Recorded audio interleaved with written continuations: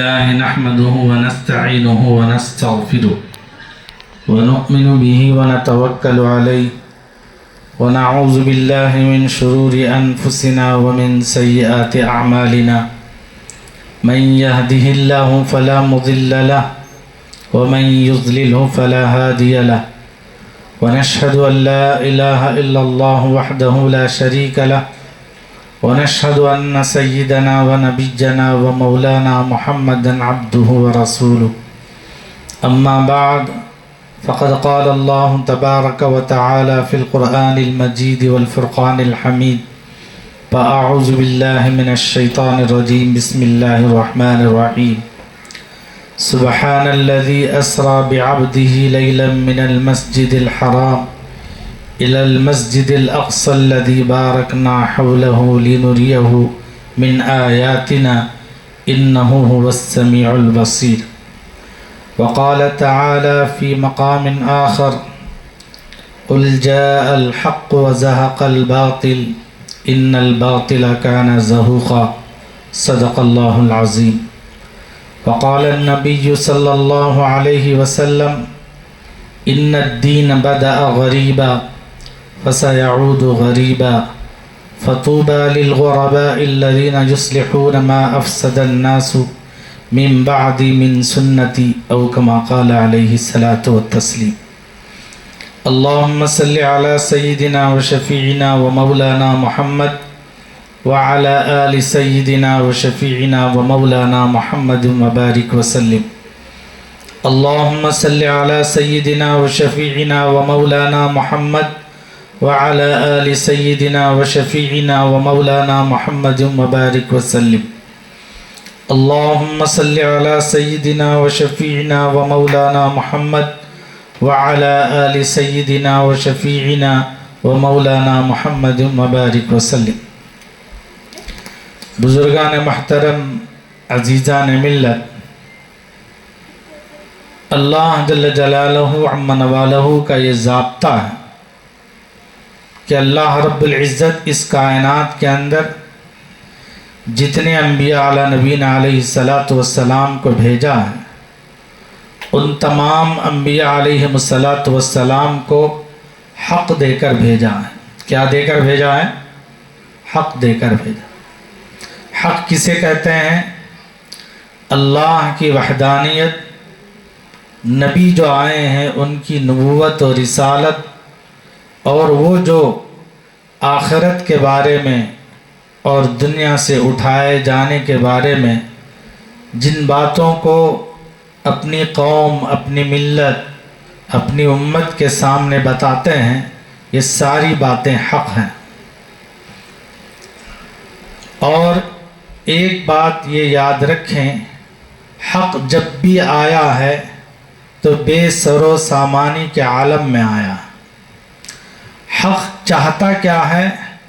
حق قربانی کو چاہتا ہے، حق مجاہدے کو چاہتا ہے۔ جتنے انبیاء علیہ السلام دنیا میں تشریف لائے، ان کے ہاتھ میں کچھ نہیں تھا، نہ مال تھا، نہ دولت تھی، نہ حکومت تھی، نہ منصب تھا، کچھ نہیں تھا، بالکل خالی ہاتھ۔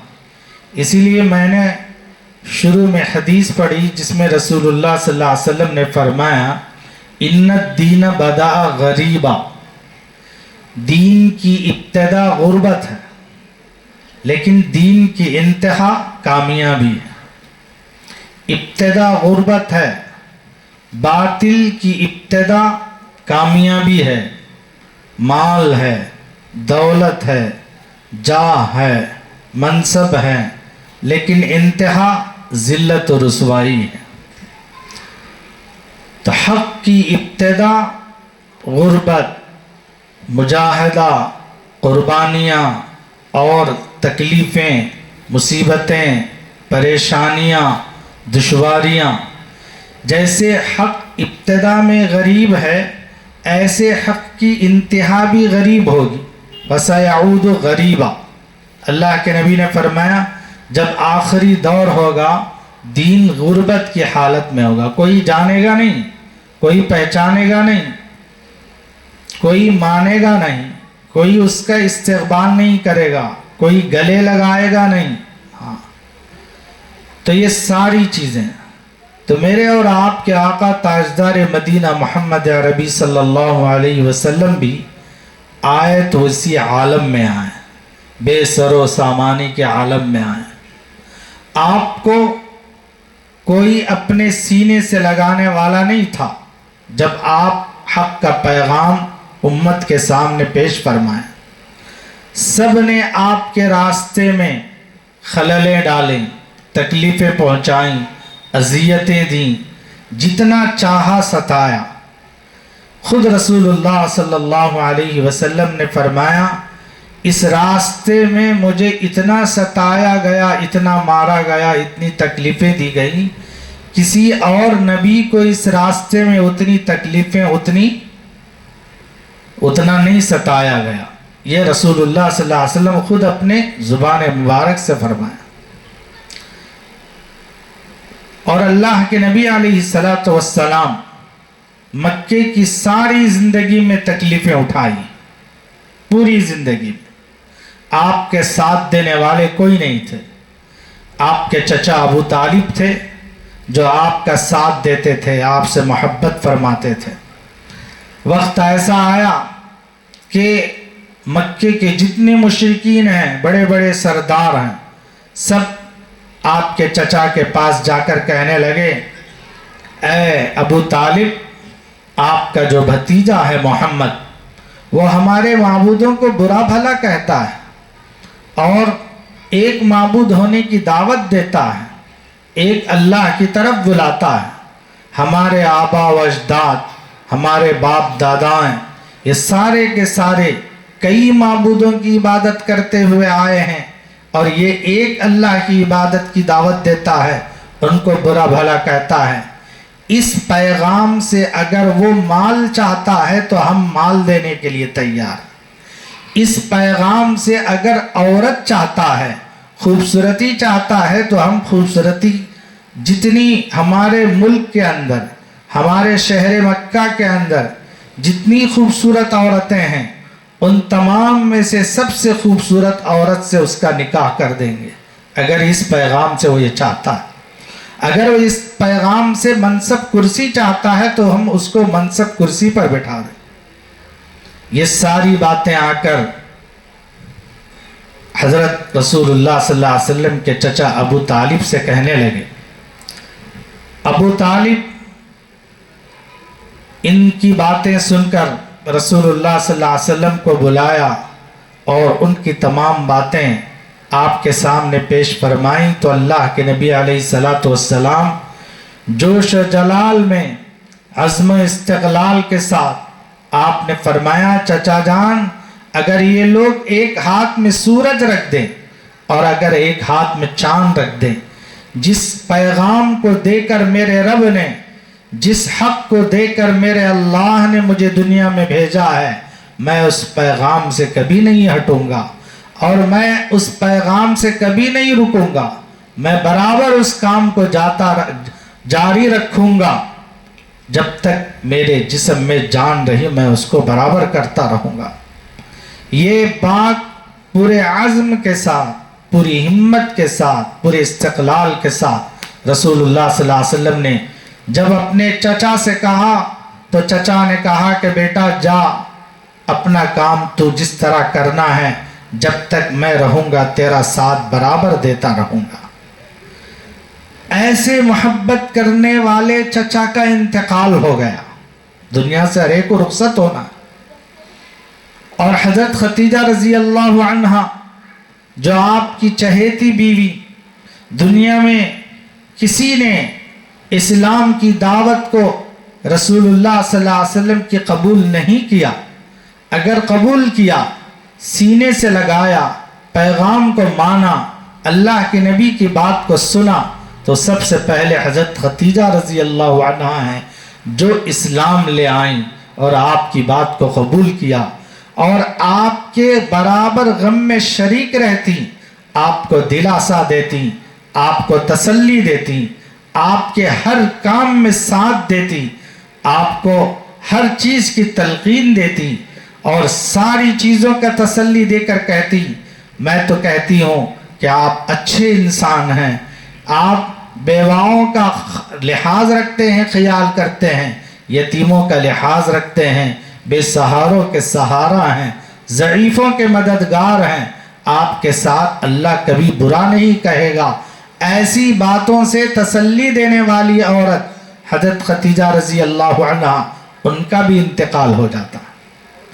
51 برس کی عمر ہے رسول اللہ صلی اللہ علیہ وسلم، 50 پر 1 برس کی عمر ہے، مکے ہی میں گزارے 50 پر 1 برس۔ ابو طالب بھی چلے گئے، خدیجہ رضی اللہ عنہ بھی چلے گئے۔ ظاہری اعتبار سے یہ دونوں لوگ آپ کو سہارا دیتے تھے، لیکن یہ 2 سہارے بھی ختم ہو گئے۔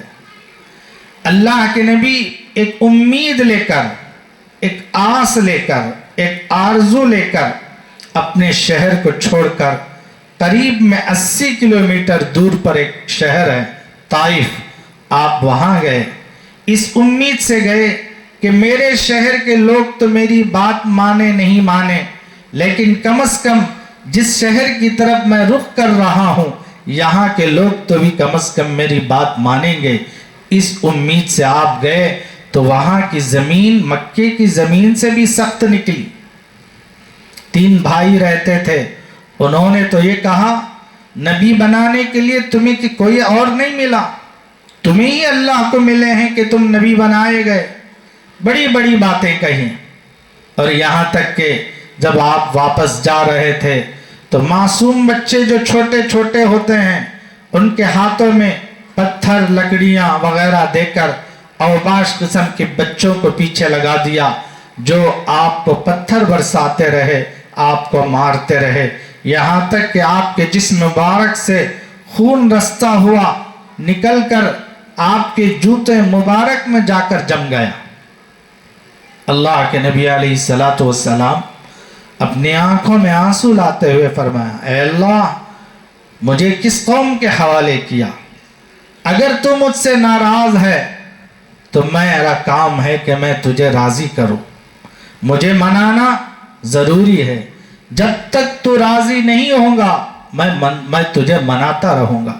یہ الفاظ تھے ایک نبی کے، جس نبی کے صدقے میں یہ کائنات بنی، جس نبی کے صدقے میں ہم اور آپ ہیں، جس نبی کے صدقے میں یہ زمین آسمان ہے۔ اگر آپ نہ ہوتے تو کچھ نہ ہوتا، نہ آسمان، نہ زمین، نہ چاند، نہ ستارے، نہ پہاڑ، نہ سورج، کچھ نہیں۔ ایسے نبی کو دنیا والوں نے کیا رویہ اختیار کیا کہ خون آپ کے جوتے مبارک میں جم گیا۔ اتنے میں اللہ نے پہاڑوں کے فرشتوں کو بھیجا، حضرت جبرائیل علیہ السلام آئے اور کہنے لگے، یا رسول اللہ آپ ایک حکم دے دیں، یہ 2 پہاڑ جو طائف کے درمیان میں ہیں، ایک پہاڑ اس جانب میں، ایک پہاڑ اس جانب میں، اور دونوں جانب میں یہ بستی ہے، ہم اس بستی کو ایسے پہاڑوں کے درمیان ملا دیں گے، اس کا نام و نشان نہیں رہے گا، آپ ذرا کہہ دیں، حکم دے دیں۔ قربان جائیے، رسول اللہ صلی اللہ علیہ وسلم دنیا میں عالم والوں کے لیے رحمت بنا کر بھیجے گئے تھے۔ کیا بنا کر بھیجے گئے تھے؟ رحمت۔ آپ کی رحمت کا یہ عالم تھا کہ آپ نے فرمایا، اللہم اہد قومی فإنہم لا یعلمون، اے اللہ میری قوم کو ہدایت دے، اس لیے کہ یہ نہیں جانتی، اگر یہ جانتی تو میرے ساتھ یہ رویہ نہیں کرتی، اگر یہ لوگ مجھے پہچانتے تو میرے ساتھ یہ حشر نہ کرتے۔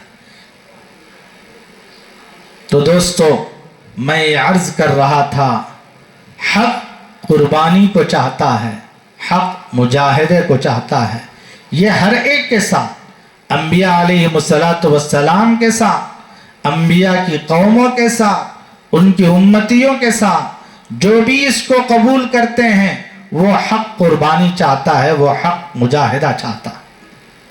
حضرت جی مولانا یوسف صاحب رحمۃ اللہ علیہ فرماتے تھے کہ حق زندہ ہے اور زندہ لوگوں کے دلوں میں رہتا ہے، باطل مردہ ہے اور باطل ایسا مردہ ہے کہ جو 4 کندھوں پر مشتمل رہتا ہے. جیسے جنازہ لے جاتے ہیں تو 4 کندھے ضروری ہوتے ہیں، ایسے ہی باطل مردہ ہے. اس مردے کی بقا 4 چیزوں کے ساتھ ہوتی ہے. ایک عورت، دوسری حکومت، تیسرے مال و اسباب چیزیں، اور چوتھے لالچ حرص. یہ 4 کندھے ایسے ہیں جس پر باطل جمع رہتا ہے. قرآن مجید میں اللہ نے کہا وَقُلْ جَاءَ الْحَقُّ وَزَهَقَ الْبَاطِلُ إِنَّ الْبَاطِلَ كَانَ زَهُوقًا. حق ایک نہ ایک دن غالب ہو کر رہے گا، حق ایک نہ ایک دن کامیاب ہو کر رہے گا. حق کو ان باطل والوں کے چراغوں کے پھونکنے سے یہ بجھ نہیں پائے گا. یہ حق اللہ کا لگایا ہوا چراغ ہے، یہ حق اللہ کا لگایا ہوا نور ہے. یہ نور، یہ روشنی باطل لوگوں کی طاقتوں کی وجہ سے کوئی بجھائے تو بجھ نہیں سکتا. یریدون نور اللہ بافواہہم واللہ متم نورہ ولو کرہ الکافرون. اللہ کہتا ہے ان لوگوں کے بجھانے سے یہ حق بجھتا نہیں ہے. کافر لوگ کتنا بھی ناپسند کرے لیکن اللہ دین کو کامل کر کے رہے گا، ہر گھر میں پہنچا کر رہے گا. لوگ سمجھتے ہیں باطل کے ساتھ طاقت ہے، قوت ہے، قدرت ہے، اسباب ہیں، چیزیں ہیں، لیکن یہ صرف دنیا کی چیزیں ہیں. لیکن جو حق ہوتا ہے، جن کے ساتھ ہوتا ہے، ان کے ساتھ قدرت والا ہوتا ہے. ان کے ساتھ کون ہوتا ہے؟ قدرت والا ہوتا ہے، اللہ کی ذات ہوتی ہے. عرض کرنے کا مطلب یہ ہے ظاہر میں تو سہارا کوئی رسول اللہ صلی اللہ علیہ وسلم کا نہیں تھا. آپ وہاں سے بھی مایوس ہو کر ایک رات اپنے چچا زاد بہن حضرت ام ہانی رضی اللہ عنہا کے گھر تشریف لے گئے. رات میں وہاں ایسے ہی سوچتے ہوئے، خیال کرتے ہوئے بستر پر جا کر لیٹے، کاش کوئی میرا دوست ہوتا، میری گھر والی ہوتی تو مجھے تسلی دے دیتی، میرے چچا ہوتے تو مجھے کچھ دلاسا دیتے. میرا کوئی نہیں ہے، سارے کے سارے میرے دشمن بنے ہوئے ہیں، چاروں طرف سے میرے اوپر پتھروں کی بارشیں کی جاتی ہیں، مجھے ستایا جاتا ہے. کتنا درد ہوا ہوگا. یہ وہ پیغمبر ہیں جو آخری پیغمبر ہیں، جن کے اوپر پورے عالم کا بوجھ ہے. تو اللہ رب العزت کو رحم آیا اپنے محبوب سے جو اس قدر غم میں تھے، اس قدر آپ صلی اللہ علیہ وسلم فکر میں تھے. تو اللہ نے انتظام فرمایا کہ اے محبوب، آپ یہ دنیا کے ساری چیزوں کا غم چھوڑ دیجئے، آپ ہمارے پاس تشریف لائے، ہم آپ کو یاد، ہم آپ کے ساتھ ہیں. آج ہم آپ کا، ہمارا دیدار کروائیں گے آپ کو. یہ ساری دنیا کی چیزیں کچھ نہیں ہیں، ہم ہیں آپ کے ساتھ. تو راتوں رات حضرت جبرائیل علیہ السلام ام ہانی کے گھر سے اٹھا کر لے گئے، کعبۃ اللہ میں لائے، آپ کو لٹایا، آپ کے جسم مبارک سے دل کو نکالا، اس کو زمزم سے اور جنت سے لائے ہوئے پانی سے دھویا، پھر سینے میں لگایا، اور اس کے بعد اللہ کی بارگاہ میں لے جانے کے لیے برق کہتے ہیں بجلی، ایک ایسی سواری لے کر آئے جو بجلی کی طرح تیز دوڑتی ہے. ایسی سواری پر جب رسول اللہ صلی اللہ علیہ وسلم بیٹھنے لگے تو وہ خوشی کے مارے اچھلنے لگی، کودنے لگی، آگے بڑھنے سے ذرا ہچکچا رہی تھی. جبرائیل علیہ السلام نے کہا تجھے پتا بھی ہے تیرے پیٹھ پر کون سوار ہے، تیرے پشت پر کون سوار ہے؟ سارے جہاں کے سردار آقا حضرت محمد صلی اللہ علیہ وسلم تھا. وہ سننا تھا، بڑے شوق و محبت کے ساتھ آپ کو لیتے چلی، یہاں تک کہ آپ مسجد اقصی پہنچے، جس کا ذکر اللہ نے قرآن مجید کی اس آیت میں فرمایا سبحان الذی اسری بعبدہ لیلا من المسجد الحرام इला المسجد الاقصى. پاک ہے وہ ذات، بے عیب ہے وہ ذات جس نے آپ کو راتوں رات مسجد حرام سے نکال کر مسجد اقصی پہنچایا. ایک بات یاد رکھیں، یہ جو ساری دنیا ہے جس کو ہم اپنے آنکھوں سے دیکھ رہے ہیں، جس کی وجہ سے اس دنیا کی چیزوں کا یقین ہمارے اندر ہے، ہمیں اس بات کا یقین ہونا چاہیے کہ ایک کائنات کس نے بنایا؟ اللہ نے بنایا. زمین کس نے بنائی؟ اللہ نے بنائی. آسمان کس نے بنایا؟ اللہ نے بنایا. جس اللہ نے ایک ساری کائنات کو بنا سکتا ہے تو کیا وہ پروردگار اپنے محبوب پیغمبر حضرت محمد صلی اللہ علیہ وسلم کو اپنے پاس نہیں بلا سکتا؟ ان کے قدرت نہیں ہے.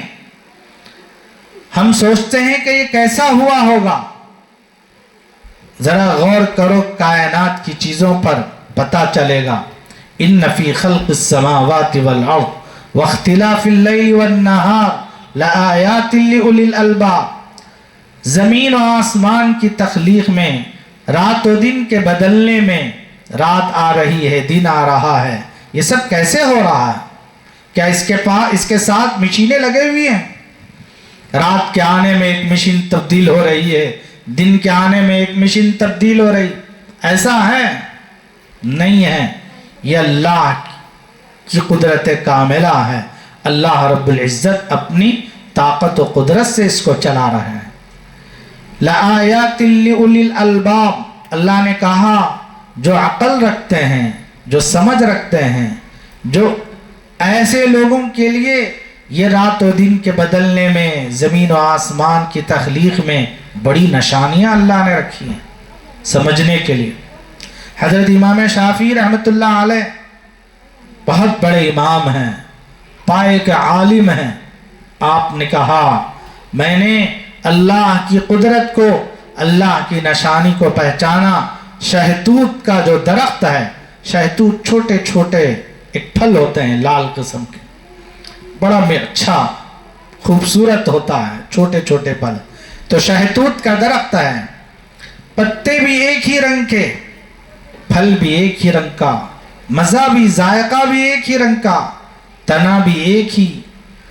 اس کو گائے بھی کھاتا ہے، ریشم کا کیڑا بھی کھاتا ہے، شہد کی مکھی بھی اس پر بیٹھتی ہے، اور ہر قسم کے جانور اس سے فائدہ حاصل کرتے ہیں. لیکن پتے کا رنگ ایک اور ہر چیز کی رنگ ایک، ذائقہ ایک. لیکن سانپ اس کو کھاتا ہے تو زہر دیتا ہے، ریشم اس کو لیتا ہے تو ریشم اپنا ریشمی چیز باہر نکالتا ہے، شہد اس کو اوپر بیٹھتی ہے تو میٹھا شہد نکالتا ہے، گائے اس کو کھاتی ہے تو گائے دودھ دیتی ہے. حالانکہ پتے کا رنگ ایک ہے، ذائقہ ایک ہے، لیکن الگ الگ کھاتے ہیں الگ الگ چیزیں. تو یہ کیسے بن رہی ہے یہ چیزیں؟ کوئی کھا رہا ہے تو دودھ نکل رہا ہے، کوئی چوس رہا ہے تو شہد نکل رہا ہے، کوئی کھا رہا ہے چوس رہا ہے تو زہر نکل رہا ہے. یہ کس کی طاقت ہے؟ یہ کس کی قدرت ہے؟ یہ اللہ کی. جب اللہ تبارک و تعالی یہ سب کچھ کر سکتے ہیں، میرے آقا کے نام پہ یہ سب کچھ بنا سکتے ہیں، تو کیا آقا کو اپنے پاس نہیں بلا سکتے؟ ضرور بلا سکتے. اور آپ نے اہتمام فرمایا، مسجد اقصی گئے، وہاں سارے انبیاء علیہ السلام بیٹھے ہوئے، نبی صلی اللہ علیہ وسلم کی آمد کا انتظار کر رہے ہیں. میں تفصیل میں نہیں کہہ رہا ہوں، مختصر کہہ رہا ہوں.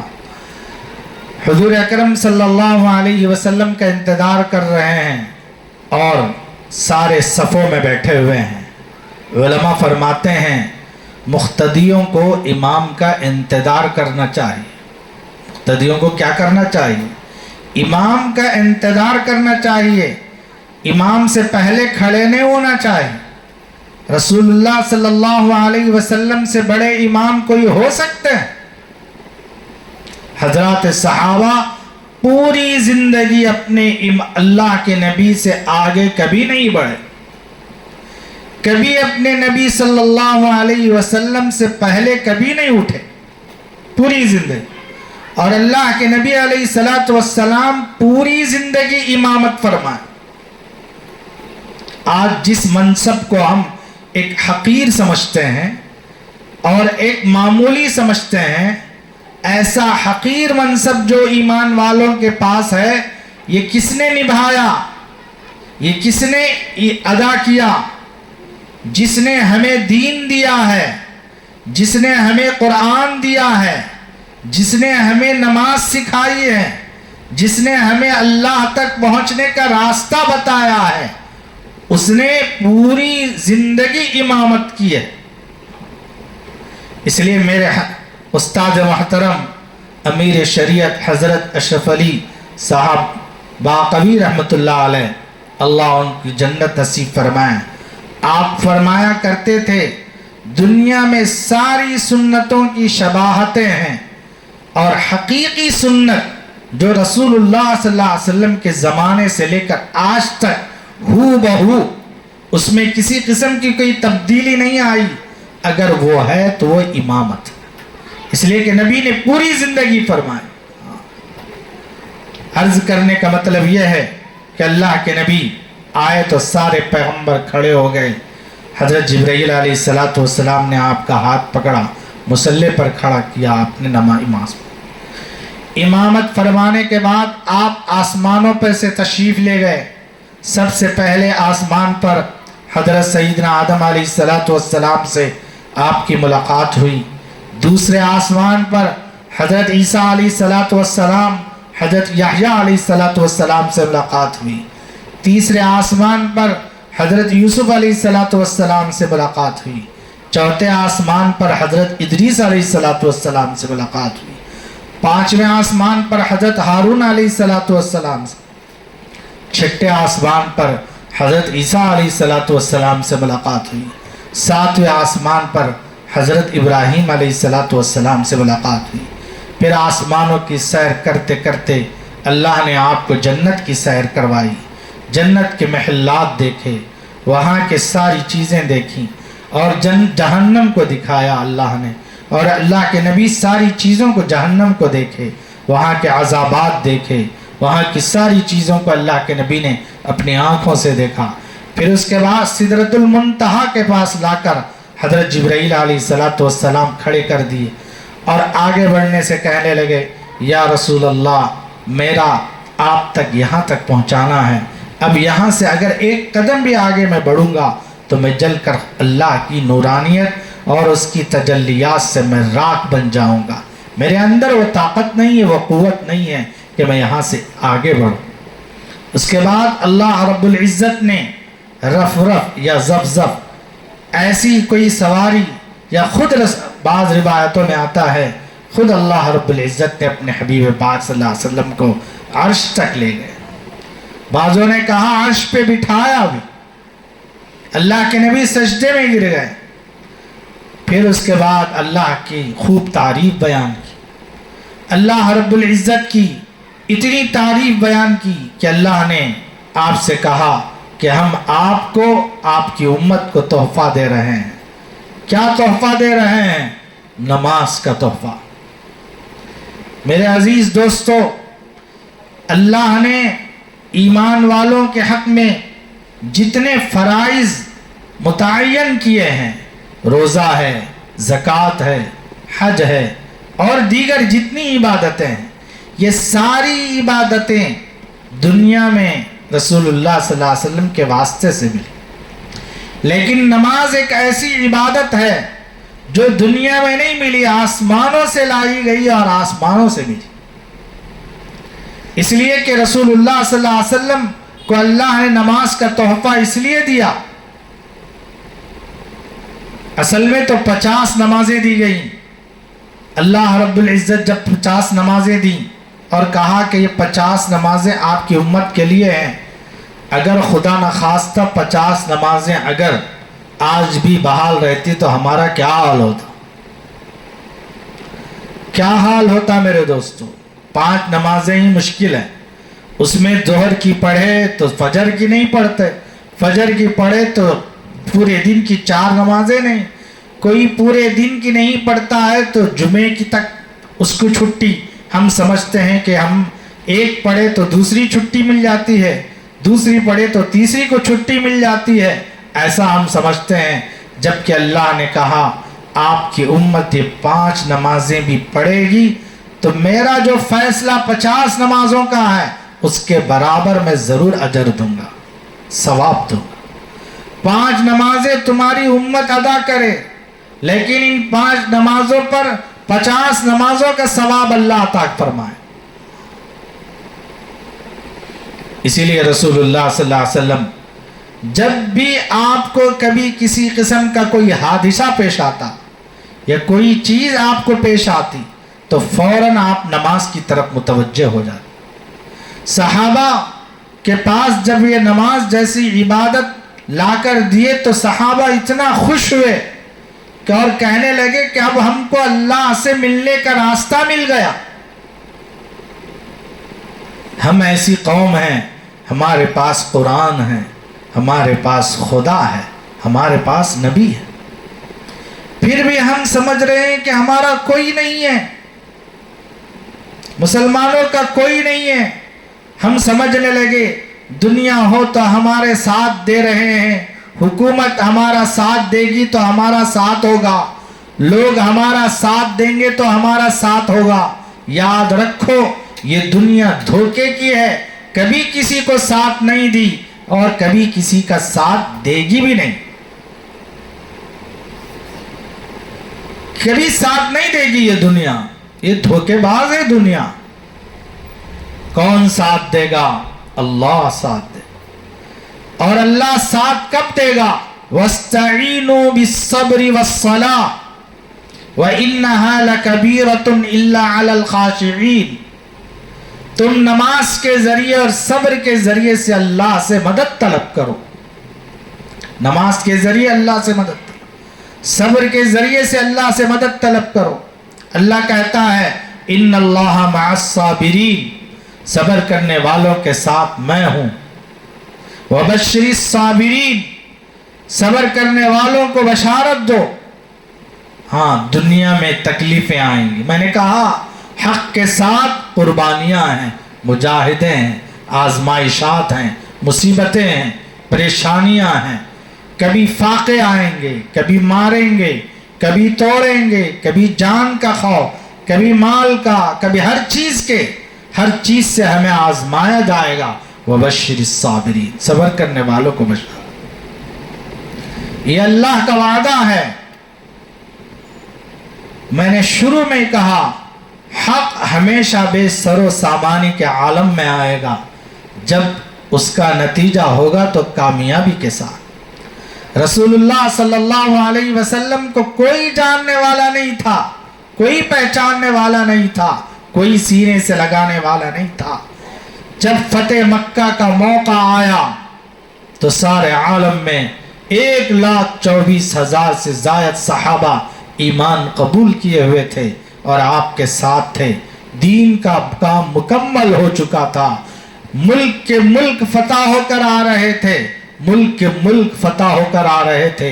جب صحاباؤں نے خلافت کی دوڑ سنبھالی، حکومت سنبھالی، تو صحابہ کہتے تھے ہمارے گھروں میں اناج کی طرح درہم و دینار کے غلے پڑے رہتے تھے، ڈھیر پڑے رہتے تھے، جیسے گیہوں کا ڈھیر ہوتا ہے اور چاول کا ڈھیر ہوتا ہے، ایسے پیسوں سونے زیورات کے ڈھیر پڑے رہتے تھے۔ یہ کب میرے دوستو؟ یہ اس وقت میں ہے جب ہم اللہ کی صحیح اطاعت کی، نماز کی پابندی کی اور اللہ کی مانی، نبی کی مانی۔ آج تو ہم کیسے ہیں؟ جی میں آتا ہے تو مانتے ہیں، جی میں نہیں آتا ہے تو چھوڑ دیتے ہیں۔ یہ تو مذاق ہوا میرے دوست۔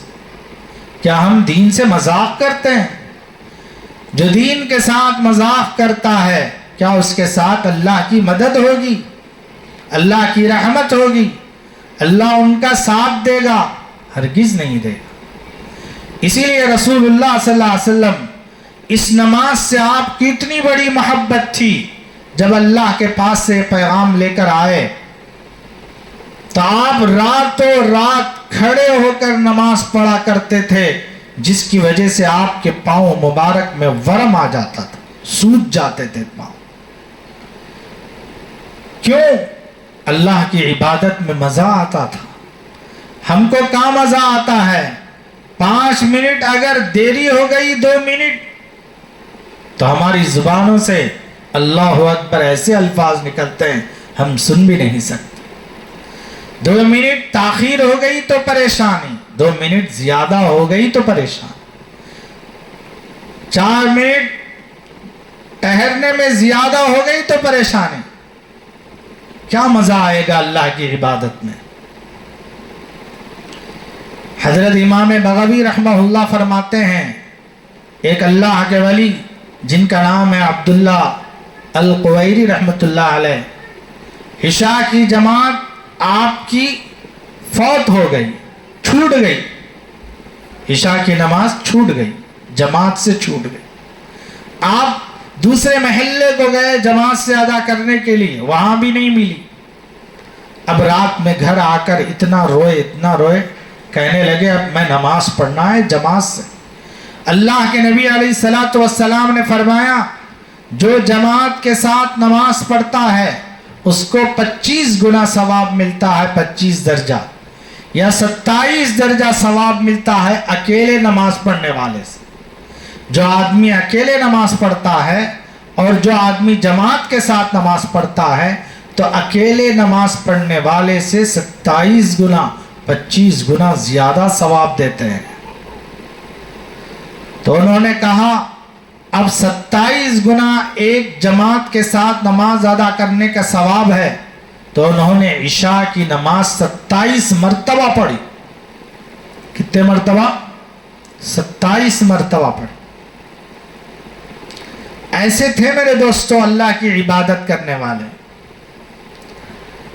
ہمیں بڑی دور تک جانے کی بھی ضرورت نہیں ہے. بڑے بڑے بادشاہوں نے اللہ کی عبادت کر کے اللہ کو راضی کیا ہے.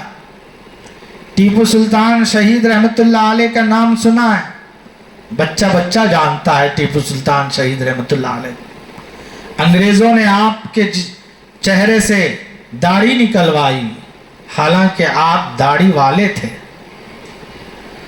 حضرت ٹیپو سلطان شہید رحمت اللہ علیہ آج بھی جا کر لندن کے میوزیم میں یا انگلینڈ کے میوزیم میں دیکھو، جا کر آپ کا پتلا جو بنایا گیا ہے، آپ کا جو مجسمہ بنایا گیا ہے، وہاں داڑھی کے ساتھ بنایا گیا. تو ٹیپو سلطان شہید رحمت اللہ علیہ نے میسور یا بنگلور کے اندر ایک مسجد تعمیر فرمائی. تعمیر فرمانے کے بعد آپ نے شرط لگائی، اس مسجد میں سب سے پہلے نماز وہ پڑھائے گا جس کی زندگی میں بالغ ہونے سے لے کر اپنی اس عمر تک ایک دن کی 5 نمازیں مکمل چھوٹی نہ ہو. 5 نمازیں فوت نہ. اس کو صاحب ترتیب کہتے ہیں. ایسے کوئی ہوگا تو وہ نماز پڑھائے گا. علماء آ رہے ہیں، بڑے بڑے اللہ والے آ رہے ہیں، بڑے بڑے لوگ آ رہے ہیں، لیکن کسی کی ہمت نہیں ہے کہ آگے بڑھ کر نماز پڑھائے. قربان جائیے اس دور کے بادشاہ پر جس کے دل میں ایمان سے، جس کے دل میں اسلام سے، دین سے کتنی محبت تھی. اس نے اللہ کی کیسی اطاعت و فرما برداری کی. ٹیپو سلطان شہید رحمت اللہ علیہ خود آگے بڑھتے ہیں اور اعلان کرتے ہیں، میں جب سے بالغ ہوا ہوں آج تک میری ایک فرض نماز نہیں چھوٹی. کل قیامت کے دن اللہ تبارک و تعالی ہم سے پوچھے تم نمازیں کیوں چھوڑتے تھے؟ ہم کہیں گے دکان کا مسئلہ تھا، شادی کا مسئلہ تھا. اللہ معاف فرمائے، ایک سنت کو ادا کرنے شادی کے لیے ہم جاتے ہیں تو 2 دن کے فرض چھوٹ جاتے ہیں. سمجھتے ہیں کہ سنت میں فرض ہماری کیا ہو گئی؟ چھٹی ہے. اب اس شادی میں کیا برکت ہوگی جس میں نماز ہی نہ ہو، جس میں اللہ کی یاد ہی نہ ہو، اور اس سے پیدا ہونے والی اولاد کیسی ہوگی؟ اب ہم دعائیں کر رہے ہیں نیک اولاد ہو، اللہ کے ولی پیدا ہو، نمازیں چھوڑیں تو ولیاں پیدا ہوں گے۔ نکاح سنت ہے، نماز فرض ہے۔ پوچھیں گے نہیں اللہ تبارک و تعالی تم نے کیسے نکاح کیا، کتنا خرچ کیا، کتنا کھلایا، کتنا پلایا، یہ نہیں پوچھیں گے۔ اللہ یہ پوچھیں گے نماز کا وقت ہوا تو نماز ادا کی کہ نہیں کی۔ حدیث میں آتا ہے آج سارے انسان روزی کے بارے میں پریشان ہیں، میری روزی کا مسئلہ ہے، میری روزی کا مسئلہ ہے۔ کوئی میرے دکان پر جادو کرا دیا، کوئی مکان پر جادو کرا دیا، کسی کا آسیب پڑا ہوا ہے، کسی کا سایہ پڑا ہوا ہے۔ کچھ نہیں میرے دوستو، ہم نماز چھوڑ دیتے ہیں۔ حدیث میں آتا ہے جو آدمی ایک نماز چھوڑ دیتا ہے بے نمازی ہوتا ہے، اس کی نحوست 40 گھروں تک پھیلتی۔ ہمارے گھروں کی حالت کیا ہے معلوم ہے؟ بیٹا نماز پڑھتا تو باپ نماز نہیں پڑھتا، باپ پڑھتا تو بیٹا نہیں پڑھتا، باپ بیٹا دونوں پڑھتے ہیں تو بہو نہیں پڑھتی، بہو پڑھتی ہے تو ماں نہیں پڑھتی، ماں اور بیٹی پڑھتی ہے تو باپ بھائی نہیں پڑھتے۔ اب بتاؤ گھر میں برکت آئے گی؟ روزی کے دروازے کھلیں گے؟ اللہ زبردستی سے خزانہ کھول کر ہمارے گھر میں بھیجے گا؟ ہرگز نہیں میرے دوست۔ اللہ کچھ نہیں چاہتے، اللہ صرف یہ چاہتے ہیں کہ تم نماز کی پابندی کرو، ساری چیزوں کی ذمہ داری ہمارے اوپر ہے۔ جو نماز کی پابندی کرتا ہے اللہ اس کی روزی میں برکت دیتے ہیں، اس کے چہرے میں نورانیت عطا فرماتے ہیں، اس کا حشر اولیاء اللہ کے ساتھ ہوگا، نیک لوگوں کے ساتھ فرمائیں گے۔ تو آج رات ہمیں اللہ نے جو پیغام دیا ہے وہ نماز ہی کا ہے میرے دوست۔ ایک واقعہ بتا کر میں اپنی بات کو ختم کر دیتا ہوں۔ امام احمد بن حنبل رحمۃ اللہ علیہ بہت بڑے محدث بھی ہیں، بہت بڑے امام بھی ہیں۔ وہ اپنی زندگی میں اللہ کا دیدار کرے، خواب میں اللہ کی زیارت ہوئی۔ بعض علماء نے کہا ہے کہ 90 پر 9 مرتبہ انہوں نے اللہ کا دیدار کیا۔ ایسے امام احمد بن حنبل رحمۃ اللہ علیہ وہ دنیا سے رخصت ہو کے چلے گئے۔ ان کے گھر کے قریب میں ایک لوہار رہتا تھا، وہ لوہا کوٹنے والا، تو لوہار رہتا تھا، اس کا بھی انتقال ہو گیا۔ امام احمد بن حنبل رحمۃ اللہ علیہ کے شاگردوں میں ایک بڑے محدث رات میں خواب کو میں دیکھا کہ لوہار امام احمد بن حنبل رحمۃ اللہ علیہ سے پوچھا کہ کیا ہوا؟ فرمایا کہ میرے ساتھ میرے برابر کے درجے میں میرے پڑوسی جو لوہار ہے اس کو بھی اللہ نے اتنا بڑا درجہ دیا۔ امام احمد بن حنبل رحمۃ اللہ علیہ کا 2 درجہ ہے۔ جو مقام اللہ نے عطا فرمایا ہے وہ مقام ایک لوہار، لوہا کوٹنے والا، محنت کرنے والا، اس کا مقام بھی وہی ہے۔ پریشان ہوئے وہ محدث، نیند سے بیدار ہوئے تو فوراً اس لوہار کے گھر گئے۔ شاید اس کی کوئی خاص خوبی ہوگی جس کی وجہ سے اللہ نے اسے امام احمد بن حنبل رحمۃ اللہ علیہ کے ساتھ مقام دیا ہے، برابری عطا فرمائی ہے، درجہ دیا ہے۔ تو گئے گھر جا کر دستک دی اور گھر سے آواز آئی اور کہنے لگے کہ آپ کے گھر والے کہاں ہیں؟ تو گھر والوں نے کہا وہ اللہ کو پیارے ہو گئے۔ اچھا، اللہ کو پیارے ہو گئے۔ میں یہ پوچھنا چاہتا ہوں کہ اس اللہ کے نیک بندے کا دنیا میں کیا عمل تھا؟ وہ کیا تھا؟ وہ کون تھا؟ وہ بڑا اللہ والا تھا، اللہ کا ولی تھا، کون تھا؟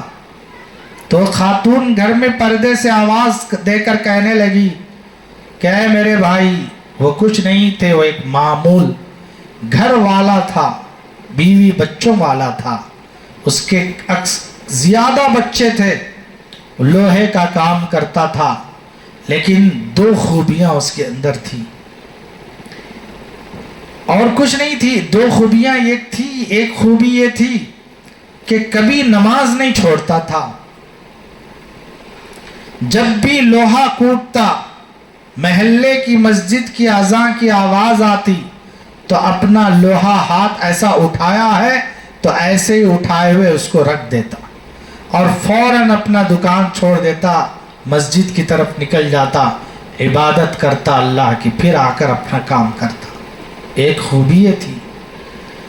لیکن دوسری خوبی یہ تھی کہ وہ تھک ہار کر جب ہم گھر کی چھت پر لیٹے رہتے اور ہمارے سامنے کے گھر میں حضرت امام احمد بن حنبل رحمۃ اللہ علیہ رہتے تھے، وہ بھی اپنے گھر کے چھت پر کھڑے ہو کر رات بھر عبادت کرتے، اللہ کی کلام کی تلاوت کرتے، دعاؤں میں مشغول رہتے.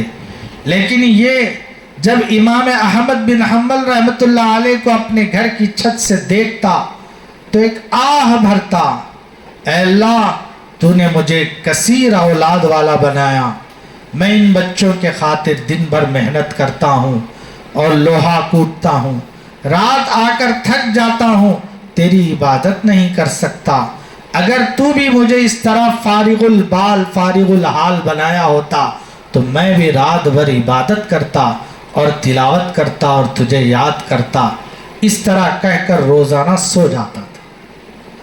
تو وہ جو بزرگ آئے ہوئے تھے، جو دریافت کرنے کے لیے انہوں نے ان باتوں کو سنا تو سن کر کہنے لگے، اذان کے ادب کی وجہ سے اور وہ جو نیت اس نے رات میں حضرت امام احمد بن حنبل رحمۃ اللہ علیہ کا جو عمل تھا، اس نیت کی بنیاد پر اللہ نے اس کو یہ مقام عطا فرمایا.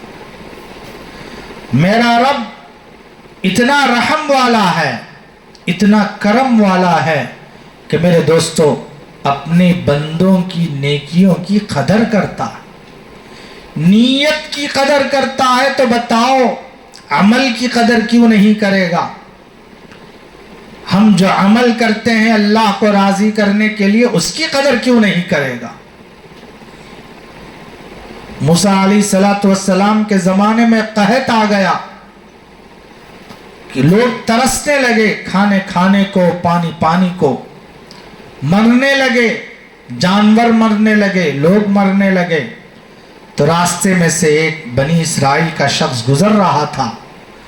ریت کا بڑا ڈھیر سا پہاڑ بنا ہوا تھا، ریت کا، بالو کا. اس کو دیکھ کر اس کی نیت، اس کا ارادہ یہ ہوا کہ اے اللہ، اگر یہ ریت کا جو پہاڑ میرے آنکھوں کے سامنے ہے، کاش اگر یہ آٹے کا پہاڑ ہوتا، یہ آٹے کا پہاڑ ہوتا تو میں اس میں سے آٹا اپنے ہاتھوں سے لے کر جتنے لوگ قحط میں مبتلا ہیں ان کے گھر بانٹتا، ہر گھر کو یہ آٹا پہنچاتا، ہر آدمی کو یہ آٹا پہنچاتا. اس نے یہ نیت کی. اللہ رب العزت کو اس کی نیت اتنی پسند آئی اس کے نام اعمال میں، حالانکہ اس نے عمل نہیں کیا، صرف نیت کی بنیاد پر آٹا بانٹنے والے لوگوں میں اس کا نام لکھ دیا گیا. یہ اللہ قدر فرماتے ہیں. اللہ کا نام شکور ہے. شکور کے معنی آتے ہیں قدردان. اس لیے یہ رات ہمیں پیغام دیتی ہے، ہمیں نصیحت کرتی ہے، ہمیں سبق دیتی ہے کہ اے امتیو، اے اللہ کے نیک بندو، اے مسلمانوں، اب تک جیسی زندگی گزارے اب اللہ کی اطاعت کے ساتھ، نماز کے ساتھ اپنی مسجدوں کو آباد کر کے دیکھو. آج ہماری مسجدیں خالی ہیں. آج اللہ کا شکر ہے کہ ہم اپنی مسجدوں میں آسانی سے، آزادی سے نماز پڑھ سکتے ہیں. لیکن ایک وقت ضرور آئے گا، اللہ نہ کرے کہ نہ آئے، لیکن ممکن ہے آ سکتا ہے. کیا آئے؟ نماز پڑھنا چاہیں تو بھی نماز نہیں پڑھ سکتے. آ گیا وقت. ہم اطمینان کے ساتھ چند سال پہلے बस स्टॉप पे नमाज पढ़ सकते थे, बस में बैठे हैं तो बस में नमाज पढ़ सकते थे, रेल में जा रहे हैं तो रेल में नमाज पढ़ सकते थे, प्लेन में सवार है तो प्लेन में नमाज पढ़ सकते थे, जहां चाहे हम नमाज पढ़ सकते थे। लेकिन आज हमारी गुस्ताखी, हमारी बेअदबी, हमारे गलती होने की वजह से अल्लाह ने उस आज़ादी को हमसे छीन लिया। मेरे दोस्त, छीना कि नहीं छीना? हम पढ़ सकते हैं अब नमाज, कहीं भी रेलवे स्टेशन पर जाकर नमाज पढ़ सकते हैं, बस स्टॉप पर नमाज पढ़ सकते हैं? नहीं पढ़ सकते, रोका जाता है, मारा जाता है, पीटा जाता है। इसका सबब कौन बने? इसका सबब हम ही बने। हमने नमाज को छोड़ा। आज़ादी के साथ पढ़ने का अल्लाह ने इख्तियार दिया था, हक दिया था, हमने उसको इस्तेमाल नहीं किया। अब मस्जिदें हमारी माशाअल्लाह कितनी खुली हैं, कितनी हैं, शहर में मसाजिद हैं, बड़ी बड़ी मसाजिद, लेकिन सुबह की जमात में देखें एक सब भरी या दो सब मुश्किल से रहते हैं। अल्लाह का खाते हैं, अल्लाह का पीते हैं, अल्लाह की नेमतें इस्तेमाल करते हैं। जुबान किसने दी? अल्लाह ने दी। आंखें किसने दी? अल्लाह ने दी। सांस किसने दिया? अल्लाह ने दिया। याद रखो, जरा सोचो, अगर अल्लाह तबारक व तआला एक वक्त की नमाज पर एक आंख निकालने का हुक्म देता तो क्या होता? एक वक्त के नमाज के छोड़ने पर जुबान अल्लाह बंद कर देता तो क्या कर सकते? एक वक्त के नमाज छोड़ने पर पाँव अगर छीन लेता तो क्या कर सकते? कुछ कर सकते हम? कुछ भी नहीं। सारी गलतियों के बावजूद भी अल्लाह खिला रहा है, अल्लाह पिला रहा है, अल्लाह सब कुछ कर रहा है, तो उसका हक क्या है? उसका हक यह है कि हम अल्लाह की भी माने, नीयत करेंगे भाई अल्लाह के फराइज को पूरा करना ये जिम्मेदारी है। एक बात बताकर अपनी बात को ख़त्म करता हूँ, ये फ़र्ज नहीं है, ये कर्ज है। कर्ज, ये क्या है? कर्ज है। जैसे कर्ज का अदा करना ज़रूरी है, ऐसे ज़िंदगी में फ़र्ज का अदा करना भी ज़रूरी है। ज़िंदगी में अगर हमारी नमाजें छूट गई तो हम अपने बच्चों को वसीयत करके जाना पड़ता है। ये बात शरीयत में लिखी गई है कि आदमी दुनिया से रुखसत हो रहा है तो उसको चाहिए कि मेरी इतने साल की नमाजें छूट गई, हर नमाज के बदले में सदका करे। ये वसीयत करके जाना पड़ता है। और जब वसीयत होगी तो माँ बाप के माल में से उसको वसीयत को पूरा किया जाएगा, उसके बाद मीरास तकसीम होगी। अगर वसीयत न भी किए हैं तो औलाद का हक बनता है कि अपने बाप की नमाजों के बारे में, अपनी बाप की ज़कात के बारे में, अपने बाप के हज के बारे में ख्याल रखना चाहिए। इसलिए कि कब्र में जब पहले जाएंगे तो अल्लाह किसी बारे में सवाल नहीं करेंगे, सबसे पहले नमाज के बारे में सवाल करेंगे। बारहा हमने पढ़ा है, सुना है, खाली सुनने तक नहीं मेरे दोस्तों, ये चीज़ें हमारे साथ आने वाली हैं। जितने हमारे से पहले गुजर गए, क्या वो कभी लौट कर आए हमारे पास? अब तक गए कोई लौट कर वापस नहीं आए, और हम भी जाएंगे तो याद रख के हम भी लौट कर नहीं आएंगे। जब नहीं आएंगे हमें पता है तो हम ज़रा गौर करना चाहिए, सोचना चाहिए, नमाज के मुतालिक फिक्र करनी चाहिए। हम तो इसको ऐसे छोड़ देते हैं कि इसका कोई, नमाज से कुछ नहीं होता। बहुत से लोग कहते हैं क्या होता है नमाज? नमाज से कुछ नहीं होता, सब कुछ नमाज से होता है। अल्लाह ने हर चीज को माफ किया, नमाज को कभी माफ नहीं किया। माफ किया है नमाज को, किसी हालत में नमाज माफ नहीं है। आदमी खड़ा नहीं हो सकता तो बैठकर नमाज पढ़े, बैठकर नहीं पढ़ सकता है तो लेटकर नमाज पढ़े, लेटकर नहीं पढ़ सकता है तो इशारे से नमाज पढ़े, लेकिन नमाज माफ नहीं। ये तमाम छूट दी गई। बगैर नमाज के जिंदगी नहीं मेरे दोस्तों, नमाज है तो जिंदगी है, نماز کے بغیر مسلمان کی کامیابی ہے ہی نہیں۔ مسلمان اگر کامیابی چاہتا ہے تو اس کو نماز کا پابند ہونا چاہیے۔ اللہ تعالیٰ مجھے بھی توفیق عطا فرمائے، ہمارے نسلوں کو نمازی بنائے اور پوری امت مسلمہ کو نماز کا پابند بنائے۔ آمین وآخر دعوانا الحمدللہ رب العالمین۔ درود شریف پڑھ لیں، دعا ہو۔ لک الحمد لک الشکر یا اللہ، اللہم صلی علی محمد وعلی آل محمد مبارک وسلم۔ لا الہ الا اللہ الحلیم الکریم، سبحان اللہ رب العرش العظیم، الحمدللہ رب العالمین۔ نسألک موجبات رحمتک وعزائم مغفرتک والغنیمت من کل بر والسلامت من کل اسم، لا تدع لنا ذنبا الا غفرتہ ولا ہما الا فرجتہ ولا دینا الا ادیتہ ولا مریضا الا شفیتہ ولا حاجة من حوائج الدنيا والآخرة هي لك رضا إلا قضيتها ويسرتها يا أرحم الراحمين يا ذا الجلال والإكرام يا حي يا قيوم برحمتك نستغيث۔ اے اللہ، ساری قدرتیں، ساری چیزوں کے مالک آپ ہیں، زمین و آسمان کے خالق و مالک آپ ہیں، ساری دنیا کی طاقتیں آپ کو حاصل ہیں، آپ کے قبضۂ قدرت سے کوئی چیز باہر نہیں ہے، زمین کے مالک آپ ہیں، ہر چیز پر آپ کا حکم چلتا ہے۔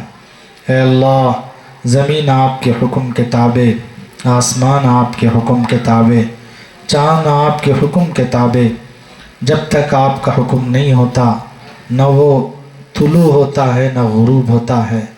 اے اللہ، بارش کا ایک قطرہ برس نہیں سکتا جب تک آپ کا حکم نہ ہو، درخت سے ایک پتا گر نہیں سکتا جب تک آپ کا حکم نہ ہو۔ اے اللہ، انسان کے جسم میں اے اللہ جو سانس چل رہی ہے یہ بھی آپ کے حکم سے چلتی ہے، جب تک آپ کا حکم نہ ہو اے اللہ یہ سانس نہ باہر آ سکتی ہے نہ اندر داخل ہو سکتی ہے۔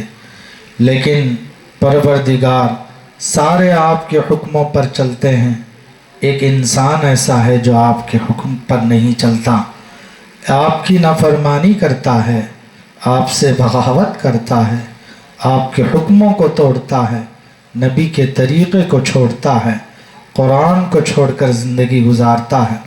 اے اللہ، ہماری اس کوتاہی کو معاف فرما، ہمارے اس جرم عظیم پر پکڑ نہ فرما۔ اے اللہ، ہم کمزور ہیں، ہم ناتواں ہیں، ہر اعتبار سے کمزور ہیں۔ اے اللہ، ایمان و یقین کے اعتبار سے بھی کمزور ہیں۔ اے اللہ، طاقت و قوت کے اعتبار سے بھی کمزور ہیں۔ اے اللہ، ہر اعتبار سے کمزور ہیں۔ اے اللہ، کمزوروں کے رکھوالے آپ ہیں، آپ کو کمزوروں سے بڑی محبت ہے۔ اے اللہ، یہ آپ کے نبی علیہ السلام کی امت ہے، آپ کو اپنے نبی سے بڑی محبت ہے۔ اے اللہ، یہ امت اے اللہ گناہوں کے دلدل میں پھنسی ہوئی ہے، شیطان کے راستوں پر چل رہی ہے، نبی کے طریقے کو توڑ رہی ہے۔ اے اللہ، میرے نبی صلی اللہ علیہ وسلم نے راتوں کو جاگ کر اپنے آپ کو تمام تکلیفوں کو برداشت کر کے آپ نے پتھر کھائے، آپ کے راستے میں کانٹے بچھائے گئے، اونٹ کی اوجڑی ڈالی گئی، ساری تکلیفیں اے اللہ اس امت کی خوشحالی کے لیے آپ نے سنبھالی۔ اے اللہ، آپ نے صبر کیا، آج یہ امت نبی کی سنت کو چھوڑ رہی ہے۔ اے اللہ، آج ہماری زندگیوں سے سنتیں ختم ہوتی جا رہی ہیں، ہمارے گھروں سے سنتوں کا جنازہ نکل رہا ہے، کسی کو احساس بھی نہیں پروردگار۔ اے اللہ، دین کے نقصان کا احساس ہی نہیں رہا، دنیا چھوٹ جائے، مال کے نقصان پر ہمارے آنکھوں سے آنسو نکل جاتے ہیں، گھر کے نقصان پر آنسو نکل جاتے ہیں، اے اللہ اولاد کے نقصان پر آنسو نکل جاتے ہیں، لیکن نمازیں چھوٹ جائیں، دین کا نقصان ہو جائیں، قرآن چھوٹ جائیں تو ہم سے کوئی نقصان کا اثر احساس تک نہیں ہوتا۔ اے اللہ، اس بے حسی پر جتنا رویا جائے کم ہے، جتنا افسوس کیا جائے کم ہے، جتنا اپنے آپ کو ختم کیا جائے کم ہے۔ اے اللہ احساس پیدا فرما، اے اللہ احساس اجاگر فرما، اے اللہ یہ امت کو جگا دے، غفلت میں پڑی ہوئی ہے، سو رہی ہے پروردگار، یہ کب جاگے گی؟ یہ آپ کے جگانے پر ہی جاگے گی۔ اے اللہ ان تمام حالات کو دیکھ کر بھی ہمیں کچھ اس کا احساس نہیں ہے کہ ہماری جانوں پر حملے ہو رہے ہیں، ہمارے مالوں پر حملے ہو رہے ہیں، ہمارے مساجد کو نہیں چھوڑا جا رہا ہے، ہمارے قبرستانوں کو نہیں چھوڑا جا رہا ہے، ہمارے وقف کی املاک کو نہیں چھوڑا جا رہا ہے۔ اے اللہ دشمن طاق میں لگا ہوا ہے، منصوبوں پر منصوبے بنا رہے ہیں، سازشوں پر سازشیں کر رہے ہیں، چالوں پر چالیں چل رہی ہیں۔ اے اللہ انہیں پتہ نہیں ہے وَمَكَرُوا وَمَكَرَ اللَّهُ، اللہ جب منصوبہ بنانا چاہے تو ان کے منصوبے سب فیل ہیں اللہ کے منصوبوں کے سامنے۔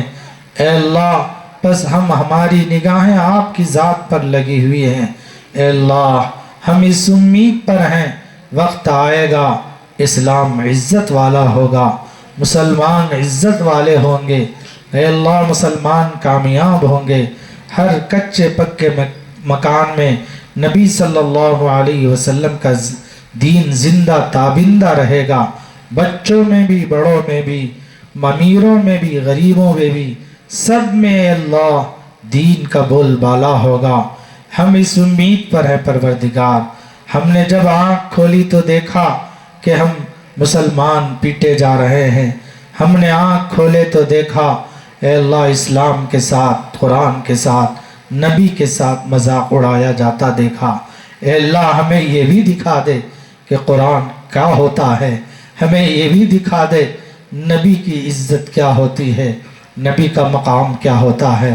اے اللہ ہمیں خود اس بات کا احساس ہمارے اندر پیدا فرما دے، جس دین پر ہم چل رہے ہیں اس دین کی عظمت سب سے پہلے ہمارے اپنے دلوں میں پیدا فرما دے۔ اے اللہ جس ایمان کے ہم بول والے ہیں، جس ایمان کے ساتھ ہم زندگی گزار رہے ہیں، اس ایمان کی حقیقت کا ہمیں خود اندازہ نہیں ہے۔ اے اللہ ہمارا ایمان اتنا کمزور ہے، اتنا کمزور ہے، گھر میں ہم بیٹھے ہوئے ہیں، اذان کی آواز آتی ہے تو ہمارا ایمان اتنا قوی نہیں ہے کہ اس آواز پر لبیک کہہ کر ہم تیرے دربار میں حاضر ہو سکیں۔ ہم دکان میں بیٹھے ہوئے رہتے ہیں، اذان کی آواز آتی ہے، ہمارا ایمان اتنا کمزور ہے، ہم گاہک کو پہلے دیکھتے ہیں، اللہ کی ندا کو ہم پیچھے ڈال دیتے ہیں۔ اے اللہ یہ بڑا گناہ ہے، یہ بڑا جرم ہے، اے اللہ اس جرم عظیم کو معاف فرما دے۔ اے اللہ روزی دینے والی ذات آپ کی ہے، دکانوں کے پاس گاہکوں کو بھیجنے والی ذات آپ کی ہے، دلوں کو پھیرنے والی ذات آپ کی ہے، کھلانے والے آپ ہیں، پلانے والے آپ ہیں، دینے والے آپ ہیں، آپ کے خزانے میں کسی قسم کی کوئی کمی نہیں ہے۔ اے اللہ اس امت کا یہ خوف نہیں ہے کہ یہ فاقوں میں مبتلا ہوگی، یہ رسوا ہوگی۔ اے اللہ خوف اس بات کا یہ ہے کہ ہمیں دین کا احساس نہیں ہوگا، ایمان کی قدر نہیں ہوگی، قرآن کا احساس نہیں ہوگا، قرآن کی عظمت اور اس کی قدر نہیں ہوگی۔ اے اللہ ہمیں معاف فرما دے۔ اے اللہ ہمیں بھی اے اللہ تیرے احکام پر چلنا آسان فرما دے۔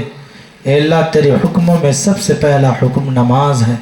اے اللہ ہمیں نماز پڑھنے کی توفیق عطا فرما، ہماری مساجد کو نمازیوں سے آباد کر دے، محلے محلے کی جتنی مسجدیں ہیں، اے اللہ پورے ملک میں جتنی مسجدیں ہیں، دنیا میں جتنی مساجد ہیں، تمام مساجد کو نمازیوں سے آباد فرما۔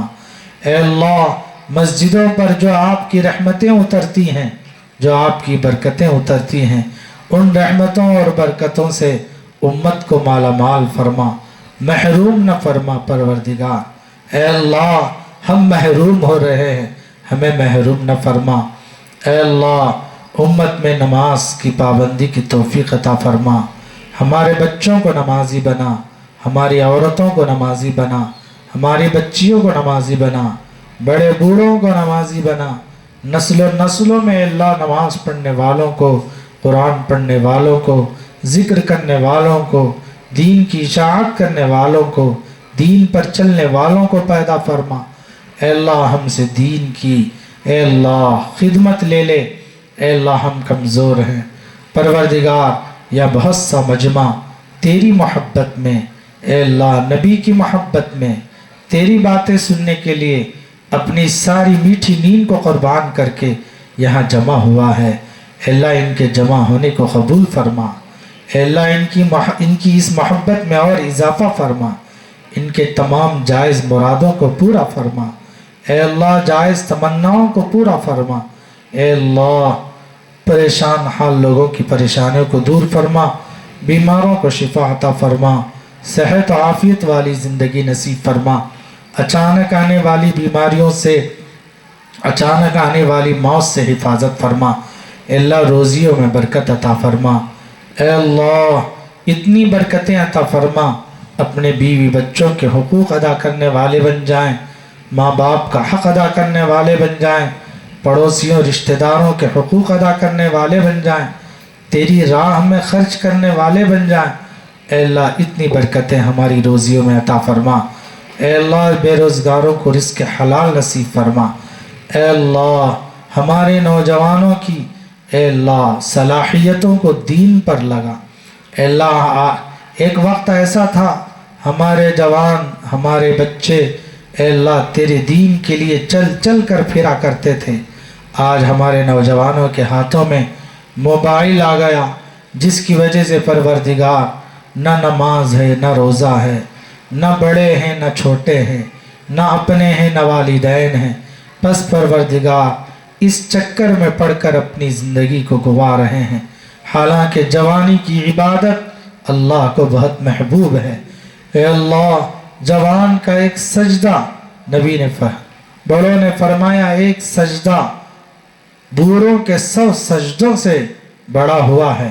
اے اللہ ہمارے جوانوں کو نماز پڑھنے والا بنا، اچھے اخلاق پیدا فرما، اے اللہ اچھے کردار نوجوانوں میں پیدا فرما، اے اللہ بڑے بوڑھوں میں بچوں پر شفقت و محبت کرنے والا بنا، اے اللہ ہمارے بچوں کو نیک بنا، با اخلاق بنا، با کردار بنا، اے اللہ بچوں کو غلط راستوں پر جانے سے اللہ حفاظت فرما۔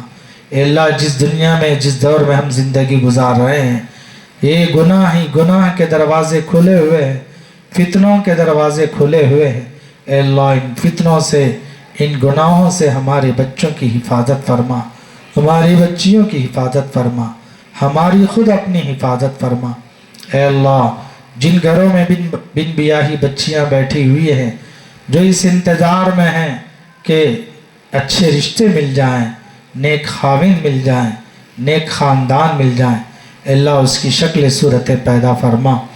اے اللہ جو جہیز جیسی لعنت ہے، جو رسم و رواج ہیں، اے اللہ اس رسم و رواج کو ختم فرما، اس کی جگہ سنتوں کو قائم فرما، سنتوں کو زندہ فرما، سنتوں سے پیار عطا فرما، سنتوں سے محبت عطا فرما، نبی صلی اللہ علیہ وسلم سے محبت عطا فرما، اے اللہ سچی پکی محبت نصیب فرما، سچی پکی عقیدت نصیب فرما، آپ پر کثرت سے درود پڑھنا نصیب فرما، آپ کے طریقے کے مطابق زندگی گزارنا آسان فرما۔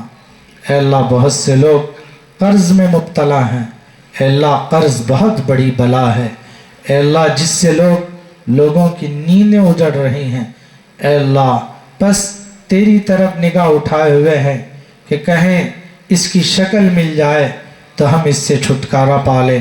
اے اللہ قرض والی بلا سے امت کی حفاظت فرما، سود سے حفاظت فرما، شراب سے حفاظت فرما، اے اللہ بڑے بڑے کبائر گناہوں سے حفاظت فرما، والدین کی اطاعت و فرمانبرداری کی توفیق عطا فرما، اے اللہ میاں بیوی میں محبتیں عطا فرما، خاندانوں میں محبتیں عطا فرما، الفتیں پیدا فرما، اے اللہ نیک زندگی عطا فرما، تقوی والی زندگی نصیب فرما، رضا والی زندگی نصیب فرما، اے اللہ دنیا میں بھی بھلائی مقدر فرما، آخرت کی بھی بھلائی مقدر فرما۔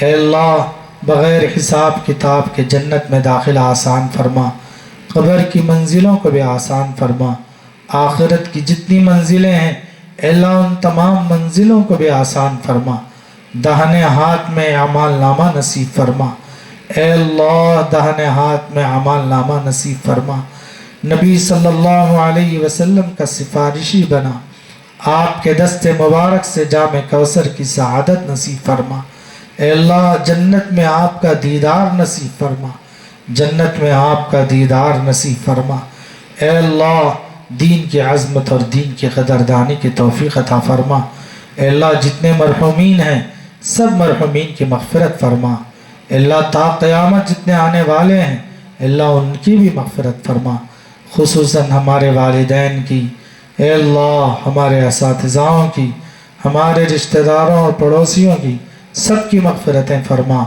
سب کے درجات بلند فرما، اے اللہ ایک نہ ایک دن تیرے دربار میں حاضر ہونا ہے، اے اللہ ہمیں اچھی زندگی گزارنے کی توفیق نصیب فرما، خاتمہ ہو تو نیک خاتمہ عطا فرما، کلمے والی موت نصیب فرما، مانگنا تو بہت کچھ ہے پروردگار، آپ مانگنے سے بھی زیادہ جانتے ہیں، جو مانگا ہے وہ بھی عطا فرما، اے اللہ اب تک ہم نے جتنی دعائیں مانگی ہیں اے اللہ ان تمام دعاؤں کو قبول فرما، جو اب مانگ رہے ہیں اے اللہ اس کو بھی قبول فرما، جو آئندہ مانگنے والے ہیں اے اللہ اس کو بھی بے انتہا قبول فرما، رسول اللہ صلی اللہ علیہ وسلم نے جتنی خیر کی دعائیں مانگی ہیں اے اللہ ان تمام دعاؤں میں ہمارا اور پوری امت کا حصہ نصیب فرما، اے اللہ جن شرور سے نبی صلی اللہ علیہ وسلم نے پناہ مانگا ہے ان تمام شرور سے ہماری بھی حفاظت فرما اور پوری امت کی بھی حفاظت فرما، اے اللہ ہماری تمام دعاؤں کو محض اپنے لطف و کرم سے جناب رسول اللہ صلی اللہ علیہ وسلم کے صدقہ و فعل میں قبول فرما، آمین، وصلی اللہ تعالی علی خیر خلقی محمد وعلی آلہ وصحبہ اجمعین برحمتک یا ارحم الراحمین والحمد للہ رب العالمین۔